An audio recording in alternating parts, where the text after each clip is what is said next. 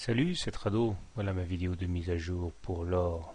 Eh bien, après avoir fait son pullback de manière très classique sur la ligne d'eau de la tasse avec anse, l'or aujourd'hui est reparti de l'avant, bénéficiant malheureusement de la tension sur le plan géopolitique.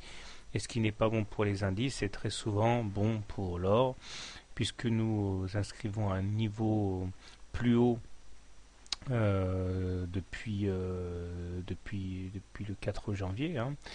Autrement dit, je ne vois pas comment un test des précédents plus hauts du 3 janvier pourrait être évité, avec toujours en ligne de mire le haut de la fourchette d'Andrews noire. Non seulement nous avons inscrit un plus haut en séance, mais nous avons inscrit un plus haut en clôture.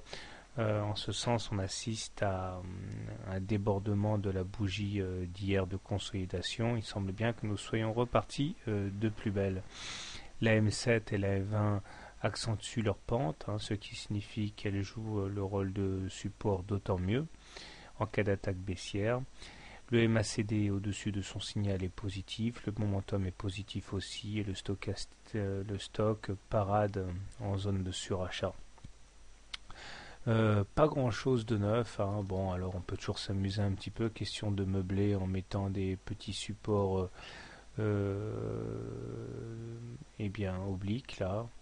Comme ça, on verra un petit peu ce qu'on peut avoir et puis surtout avoir une sorte de juge de paix en cas d'attaque baissière. Nous voyons que nous sommes vraiment dans un canal très étroit. Les convictions haussières sont très fortes.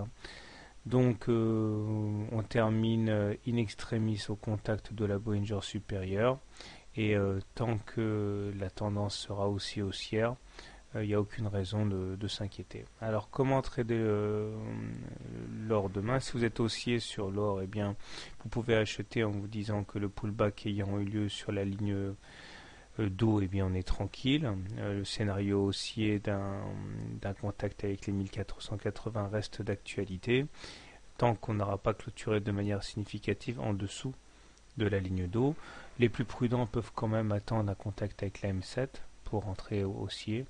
Maintenant, si vous êtes baissier, je vous conseille quand même d'attendre un signe de faiblesse de l'or, parce que rentrer comme ça en short sur l'or, c'est un petit peu suicidaire. Donc soit vous attendez qu'on clôture en dessous de la M7 ou qu'on casse le canal bleu pour entrer short, soit vous attendez éventuellement qu'on aille chercher le quadruple top sur les 1425, puisque ça a l'air assez difficile à passer quand même, pour initier une vente à découvert. Mais là tout de suite c'est un petit peu dangereux.